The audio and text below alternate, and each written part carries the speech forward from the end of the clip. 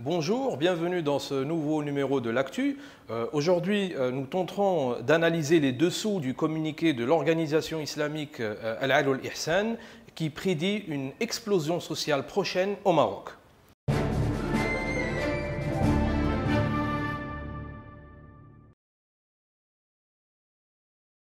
Le 8 septembre dernier, au début de la nouvelle saison politique, donc, Jama'at al-Adl al-Ihsan sort un communiqué adressé à l'opinion publique dans lequel elle annonce une explosion sociale prochaine au Maroc. Alors, ce communiqué dénonce, l'indifférence de l'État marocain face à la détérioration et la dégradation de la situation économique et sociale des citoyens.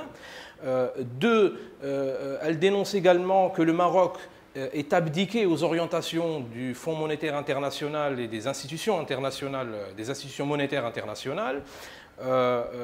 Trois, que finalement cette hausse des prix du carburant et des produits alimentaires de base ne se fonde pas sur des critères objectifs.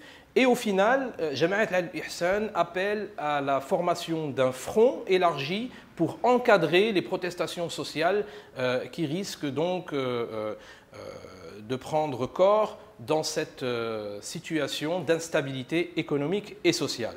Alors, pour interroger un peu plus profondément le contenu de ce communiqué, nous recevons M. Mohamed Selmi. Mohamed Selmi, vous êtes le coordinateur du comité de défense des droits de l'homme au sein de Jama'at al-Ihsan. Vous êtes également membre du secrétariat général du cercle politique de la Jama'a. Alors, la première question que j'ai envie de vous poser par rapport à ce communiqué, alors vous appelez à constituer un front élargi avec des forces politiques actives. À quelle force politique vous pensez exactement? Certainement, il y a des élites marocaines éclairées qui sont prêtes, malgré nos divergences au niveau idéologique, au niveau de certaines positions politiques, au niveau même de certaines croyances, ils sont prêts à collaborer. Et nous sommes sûrs et certains que nous avons ensemble une plateforme qui est le bien de notre pays, que nous cherchons ensemble, qui est également notre façon de voir, dans une certaine mesure, le changement qu'il fallait introduire et qui n'est plus des retouches pour embellir la façade comme le régime avait l'habitude de faire, mais un changement, un véritable changement radical qui devrait rassurer ces populations. Et nous ne voulons pas des solutions d'une bague magique du jour au lendemain. Nous sommes sûrs que le résultat auquel on est arrivé aujourd'hui et le résultat des années de dictature et d'indifférence, et pour que le changement ait lieu, et il fallait être vraiment patient, mais il faut être aussi rassuré. Alors, Monsieur Selmi, l'année dernière à la même date, le 9 septembre, on se souvient bien que le cercle politique avait également émis un communiqué dans le même sens. La Jama'a avait lancé un appel pour justement à ces forces vives, un appel pour constituer une force de lutte contre la corruption, contre cette situation de plus en plus préoccupante au Maroc.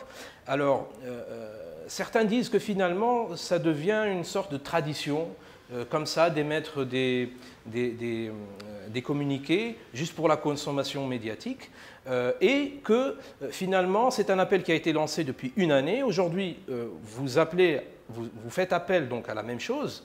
Est-ce que durant toute cette année, vous avez eu aucun répondant au bout du fil? Est-ce qu'aucune organisation, aucune force dans ce pays n'a fait attention à cet appel qui a duré déjà depuis un an? Nos appels ne datent pas seulement d'une année. Si vous étudiez un peu l'historique de notre mouvement, ça fait presque 40 ans que le fondateur du mouvement a adressé la fameuse lettre, le slam ou le déluge, au roi Hassan II. Et il a répété le même scénario en envoyant une nouvelle lettre avec l'avènement du roi Mohamed VI. Et à chaque fois que nous ressentons le danger, nous ne cessons de tirer la sirène d'alarme pour dire aux gens qui détiennent réellement le pouvoir qu'il fallait prendre en considération la situation et qu'il fallait faire quelque chose, sinon il serait trop tard. Donc c'est un appel de principe, ça fait partie de notre devoir moral de dire ce qu'il fallait dire au moment que nous jugeons adéquat. Donc lorsque nous avons dit qu'il fallait faire attention, qu'il fallait tenir compte des exigences des citoyens marocains, on ne rigole pas. Ce n'est pas une tradition pour dire qu'on est présent sur la scène politique, mais c'est ce que nous ressentons réellement. Et le problème, c'est que parfois, le régime croit détenir le pouvoir d'une façon rassurante, croit que l'exception marocaine que l'on ne cesse de véhiculer dans les médias officiels pourra assurer toujours que les choses continuent à aller comme le régime le veut.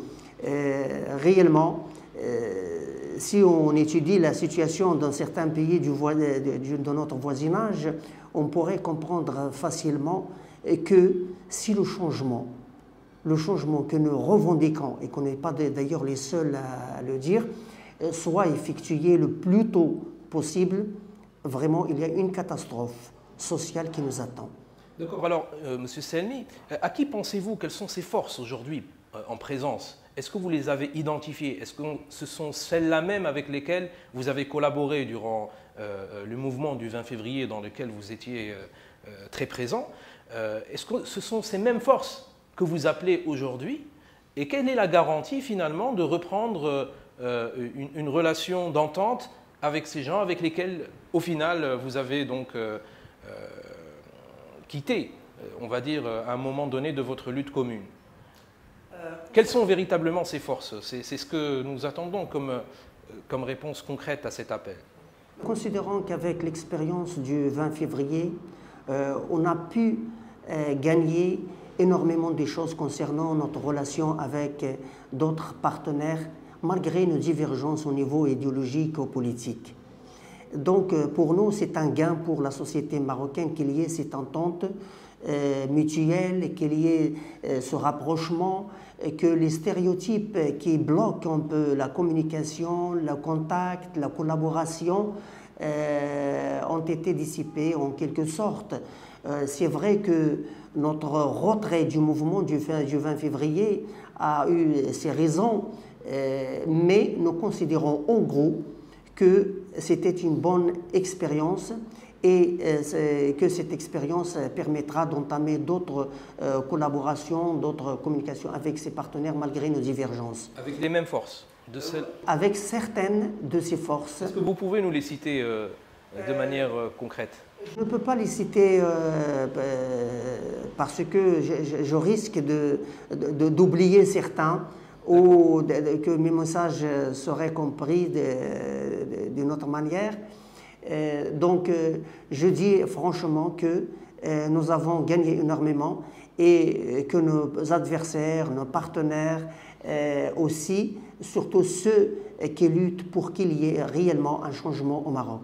D'accord. Monsieur Selmi, dans votre communiqué, vous utilisez le terme front, alors qu'auparavant, on entendait beaucoup parler du mot mithaq, de pacte.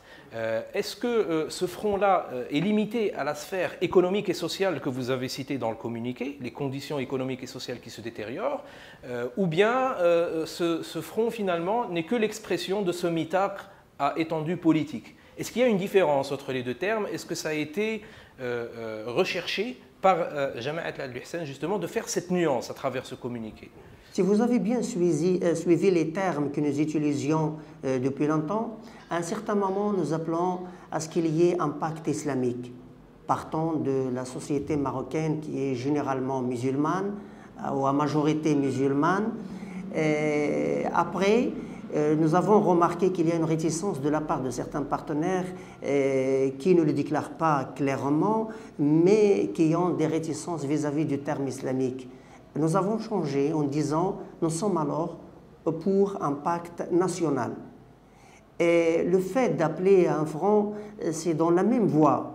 Et sachant bien qu'un pacte ou n'importe quelle plateforme sur laquelle nous pouvons être mis d'accord ne pourrait être élaboré qu'avec la construction au départ d'un front plus large, pouvant être souple pour ouvrir les portes à toutes les volontés et à toutes les orientations qui puissent exister, à moins qu'ils soient bien sûr tous et toutes d'accord pour la réalisation d'un véritable changement pour le bien de notre patrie.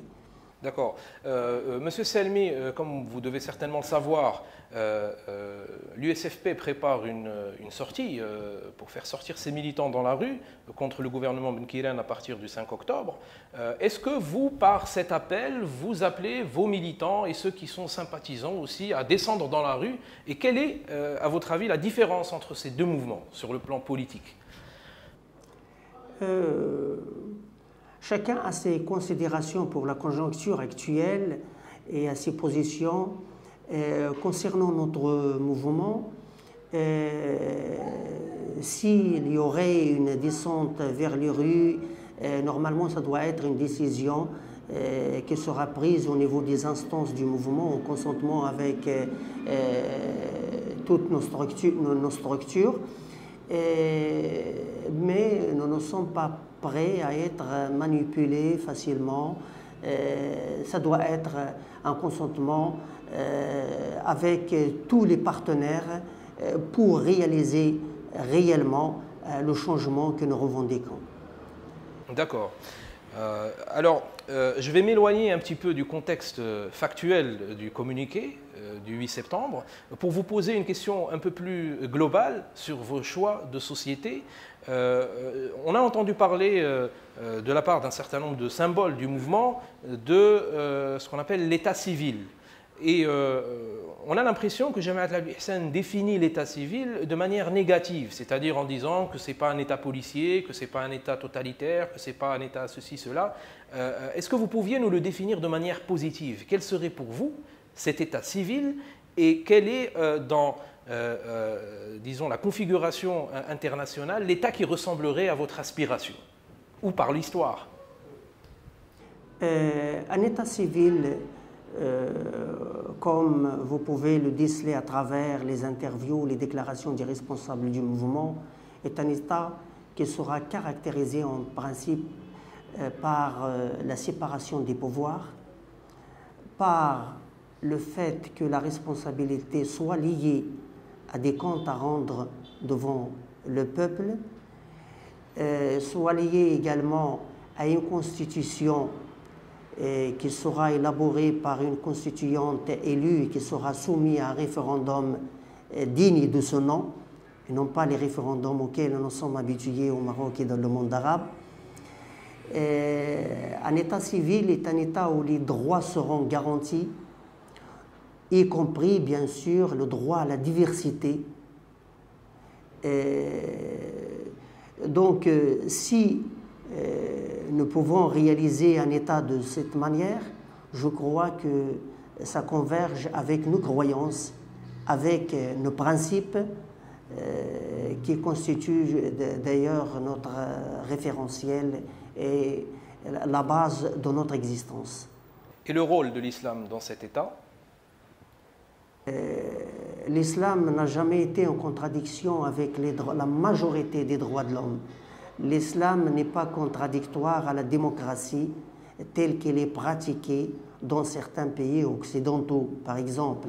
Donc, nous considérons que cette démocratie est le fruit d'une lutte humaine et que l'islam pourrait, au contraire, y apporter un plus pour éclairer l'humanité, surtout au niveau des principes, au niveau moral. C'est notre ajout à la communauté internationale et nous serons fiers de voir l'islam participer positivement, loin de cette islamophobie véhiculée par les médias occidentaux en général, loin de ces stéréotypes et de ces clichés qui influencent l'opinion publique internationale. Monsieur Selmi, je vous remercie énormément d'avoir de vous être prêté à ce jeu de questions-réponses. Et cher à la communauté, eh bien, je vous dis à très bientôt pour un nouveau numéro de l'Actu.